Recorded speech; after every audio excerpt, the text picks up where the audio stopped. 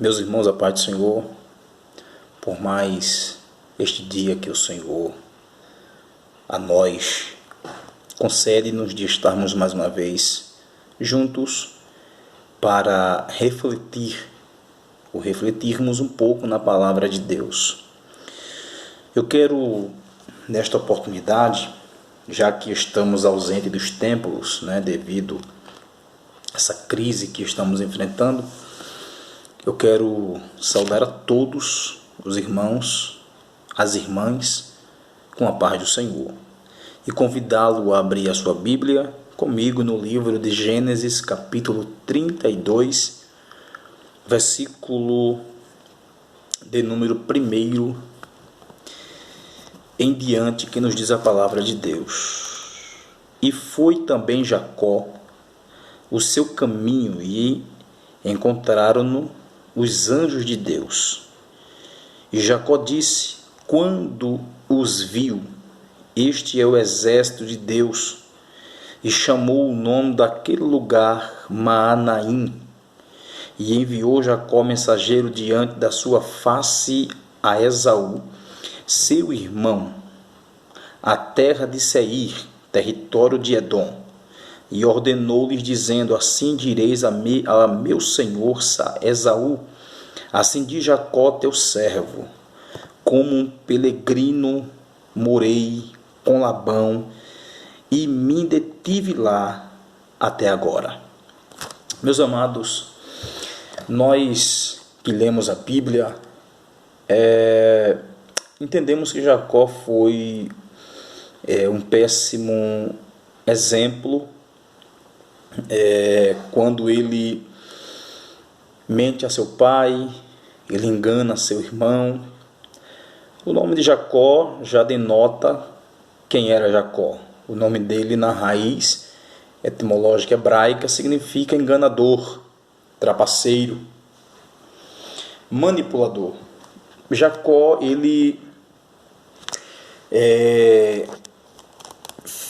seu pai Isaac, já velho e avançado em idade, ele manda com que Esaú, seu filho, que Esaú ele era pescador, Esaú ele era prático na pesca, na caça.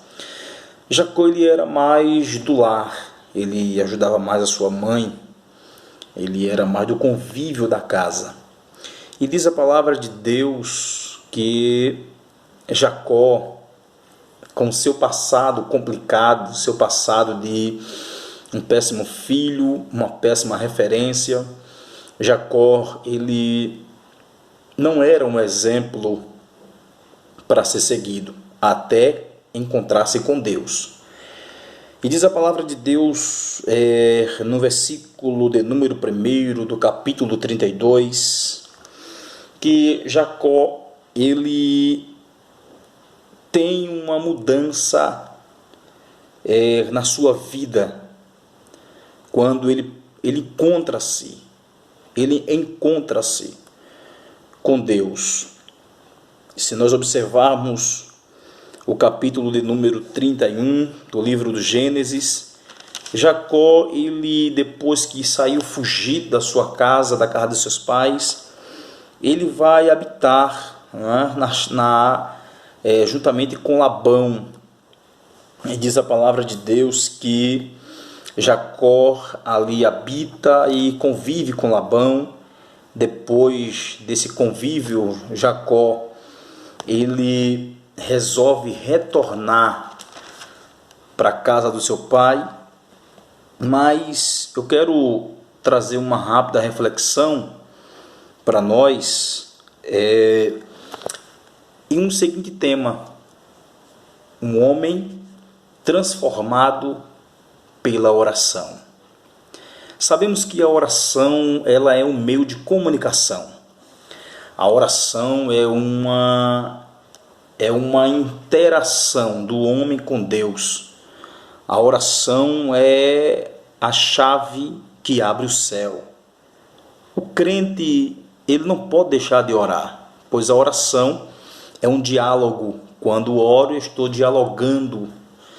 E Jacó, ele teve essa experiência quando ele começou a ter essa vida de oração. Se nós analisarmos o versículo de número 9 do capítulo de número 32, Jacó, ele confiou nas promessas de Deus na sua vida. E vai dizer o texto: e disse mais Jacó, Deus de meu pai Abraão e Deus de meu pai Isaque: ó Senhor, que me disseste, torna a tua terra e a tua parentela, e far-te-ei bem. Jacó, ele recebeu a incumbência de retornar para a casa de seus pais por orientação do Senhor. Se Jacó, ele recebeu essa orientação de Deus, se Deus falou com Jacó, nos dá a entender que Jacó estava em uma comunhão com Deus, em uma vida de oração, ao ponto de Jacó ouvir Deus falar com ele. E Jacó, ele confiou na promessa de Deus quando Deus lhe disse: volta, porque nada vai acontecer, vai sair tudo bem. Uma segunda verdade que nós aprendemos neste capítulo 32 é que, além de Jacó confiar nas promessas, Jacó reconhece a sua indignidade. No versículo 10, a Bíblia vai dizer para nós: menor sou eu que todas as beneficências e que toda a fidelidade que tiveste com o teu servo, porque com meu cajado passei esse Jordão, e agora me tornei em 2 bandos. Observe, Jacó, ele reconhece sua indignidade, as suas limitações, a sua capacidade, a sua incapacidade. E é interessante que quando nós vivemos uma vida de oração, nós temos que entender que somos limitados, somos dependentes, somos carentes de Deus e que precisamos dele. No versículo de número 11, aprendemos uma outra lição que Jacó nos ensina. Jacó ora, e esta oração de Jacó era uma oração que tinha objetivos bem determinados. Por exemplo, se você ver comigo o versículo 11 do capítulo 32 de Gênesis, vai dizer para nós: livra-me, peço-te, da mão de meu irmão, da mão de Esaú. Observe, a oração de Jacó era uma oração objetiva. Ele orava a Deus para Deus guardá-lo, protegê-lo, livrá-lo. A minha e a sua oração tem que ser uma oração com objetivo. Ninguém ora simplesmente por orar. Nós oramos com um objetivo, com uma finalidade, pedindo para Deus fazer algo ou realizar algo em nossa vida. E eu quero dizer para você, se a sua oração ela tem objetivo Deus, ele vai realizar o que almeja o teu coração. Uma quarta verdade que Jacó nos ensina no capítulo 32 é que ele, na oração, estava sozinho com Deus. No versículo 24 do capítulo 32, Jacó, ele vai nos dizer o seguinte, versículo 24: Jacó, porém, ficou só, e lutou com ele um varão, até que a alva subia. Jacó estava só com Deus. Há momentos na nossa vida, irmãos, que a gente precisa ficar a sós com Deus, que precisamos ter esse vínculo com Deus a sós, porque quando estamos a sós com Deus, é eu e Deus e eu, e é ali que eu me quebranto perante Ele. Jacó, ele estava só com Deus, e quando ele estava só com Deus, diz o texto que ele lutou com Deus para que Deus mudasse sua vida, para que Deus realizasse na sua vida aquilo que ele almejava que deveria ser mudado, porque até então Jacó tinha um passado sombrio, mas ninguém entra na presença de Deus e sai do mesmo jeito. Jacó nos ensina a importância de estarmos a sós com Deus. E quando estamos a sós com Deus, uma quinta coisa nós aprendemos aqui é que na oração, até na oração, nós enfrentamos uma luta espiritual, um conflito espiritual, para que Deus venha atentar para a nossa oração, para o nosso clamor. Eu quero dizer para você, se você está em conflito espiritual, uma luta espiritual, não retroceda, não volte atrás. Deus, Ele vai realizar aquilo que está no seu coração. Se Deus não cumpriu hoje, espere amanhã, mas não deixe de orar. Permaneça lutando. A oração é uma luta, é uma batalha. É por isso que nem todos gostam de orar.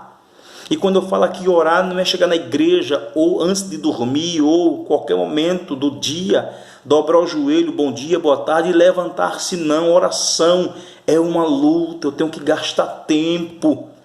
Eu tenho que ali me debruçar na presença de Deus e saber que eu estou em guerra.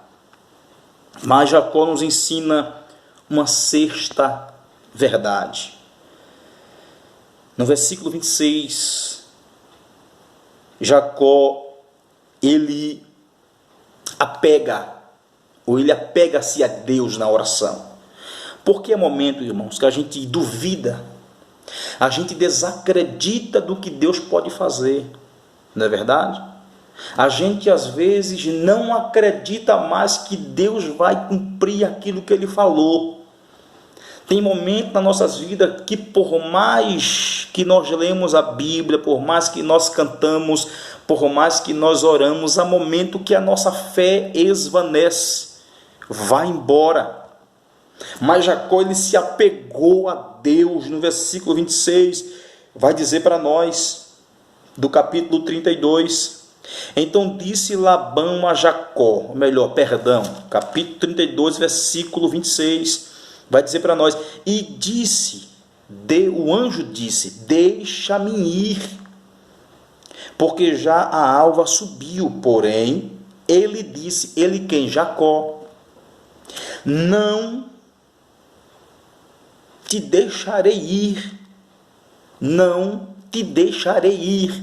Ele segurou o anjo, ele se agarrou com Deus, ele não deixou, ele não soltou enquanto, ele disse, enquanto tu não me abençoares, eu não saio da oração.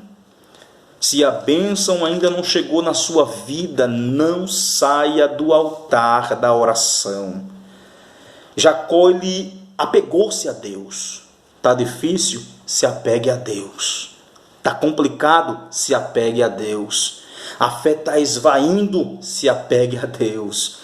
As dúvidas estão aparecendo? Se apegue a Deus.